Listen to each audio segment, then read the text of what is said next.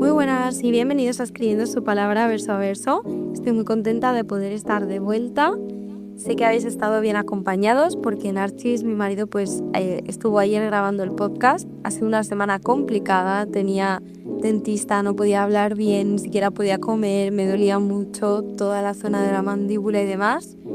Y la cuestión es que, pues nada, me ha salvado. Y la verdad es que él siempre me ayuda en todo lo que puede, editando el audio del podcast, que para eso soy muy negada. Y en esta ocasión pues además le ha tocado grabarlo y todo. Así que estoy muy agradecida con él, pero la verdad es que lo echaba un poco de menos también. Así que estoy contenta y es que además comenzamos una nueva semana y vamos a hablar de algo que todos buscamos de una manera u otra, que es la sabiduría.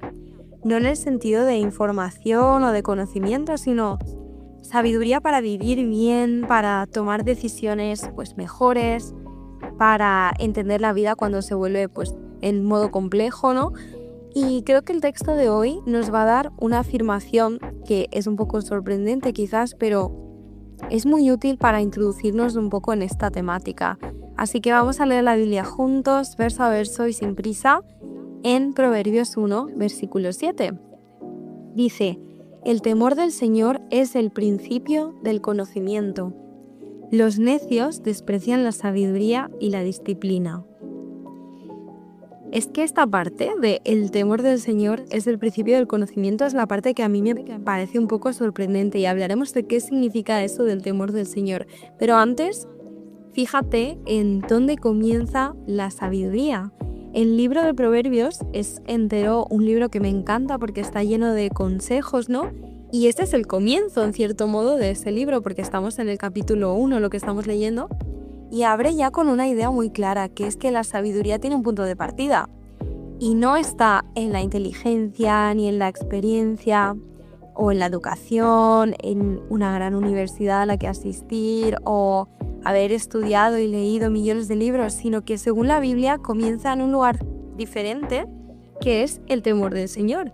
Y ahí es donde te decía que es importante detenerse, porque la palabra temor pues puede ser un poco confusa para alguien que no está familiarizado con este lenguaje bíblico.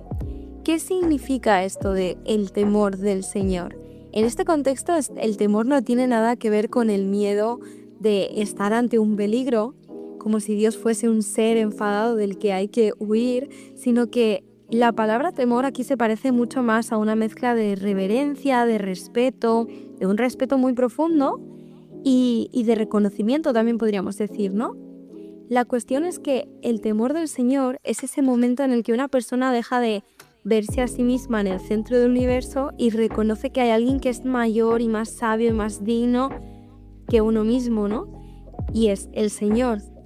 Y por eso el temor del Señor, cuando se refiere aquí a esto, ¿no? Se está refiriendo a reconocer quién es Dios y dejar que esa realidad que podemos entender pues oriente nuestra vida. Así que no tiene nada que ver con un miedo que te paraliza, sino que es más bien una especie de asombro, podríamos decir, que reordena las prioridades que tienen las personas y sobre todo que te pone como en una posición un poco más humilde, podríamos decir. La cuestión es que esta es una perspectiva pues muy distinta, porque muchas culturas entienden la sabiduría como algo que nace principalmente de la razón humana y además propia. Si tú observas el mundo, pues te fijarás seguramente en que las personas van, ¿cómo decirlo?, un poco incluso presumiendo, ¿no?, de las experiencias acumuladas, de lo inteligentes que son, los títulos que tienen, de las conclusiones que son capaces de llegar a tener, ¿no? Pero la Biblia, aunque no niega el valor de la razón ni de la experiencia, sí que nos dice que la verdadera sabiduría empieza cuando reconocemos que nuestra perspectiva es limitada, precisamente, que no nos la sabemos todas, ¿no? Y que necesitamos una referencia que es más alta que nosotros mismos. Necesitamos pues algo que está mucho más allá. Y me gusta mucho una idea que aparece repetidamente a lo largo de la historia en el pensamiento cristiano, y es una que he leído de un teólogo medieval que se llama Tomás de Aquino, que él escribió que la sabiduría más alta consiste en conocer a Dios. Esto lo escribe en una en un escrito que se llama Summa Theologiae o algo así, porque yo latín no sé pronunciar, chicos, y lo escribió en el siglo XIII, y me parece increíble cómo hace tanto tiempo esta persona ya tenía tan claro que la sabiduría más alta consistía en conocer a Dios. Y él no se está refiriendo solo a saber cosas sobre Dios, sino que habla de conocer en el sentido de orientar la vida entera a partir de quién es Dios. Es decir, reorganizar las prioridades una vez más, como estábamos diciendo al comienzo. Y según esa perspectiva, entonces la sabiduría no empieza con dominar todas las áreas de la vida, sino con reconocer precisamente que somos dependientes de Dios en todas las áreas de la vida. Curiosamente, hay muchos estudios de psicología que hablan del comportamiento humano y señalan algo parecido, ¿no? De cómo las personas que se creen que tienen todas las respuestas,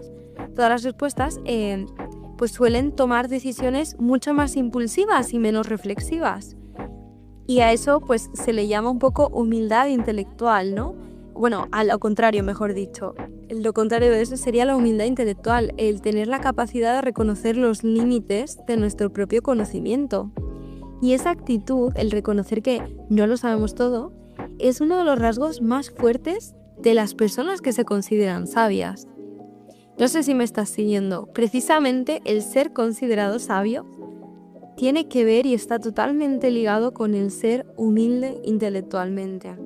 Y eso la Biblia ya lo expresó hace siglos de una manera muy directa, cuando nos explica en distintos versículos y de distintas formas que la sabiduría comienza cuando nosotros dejamos de ponernos en el centro y reconocemos quién es Dios y tenemos ese temor por Dios.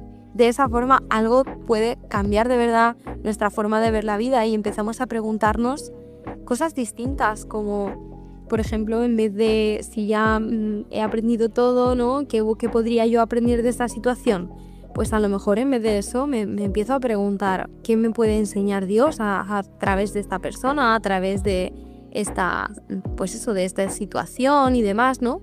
¿Qué cosas son realmente buenas? Porque a lo mejor yo pensaba que eran unas cosas y tengo que replanteármelo. ¿O qué tipo de persona quiero llegar a ser?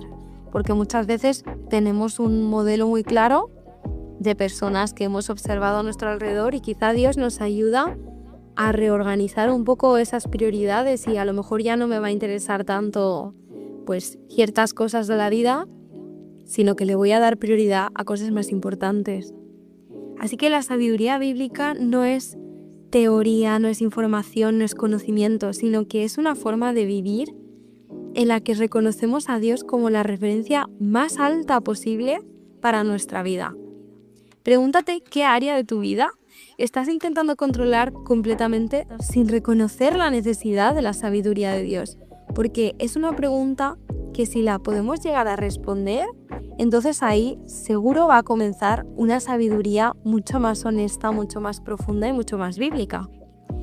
Estoy emocionada con esta semana porque creo que va a ser muy, muy, muy buena para todos nosotros. Y si sentimos que nos falta sabiduría, veremos mañana que la Biblia nos dice que podemos pedirla directamente a Dios y que Él está dispuesto a darla generosamente. Que esta palabra te acompañe hoy y nos encontramos mañana con otro verso a verso.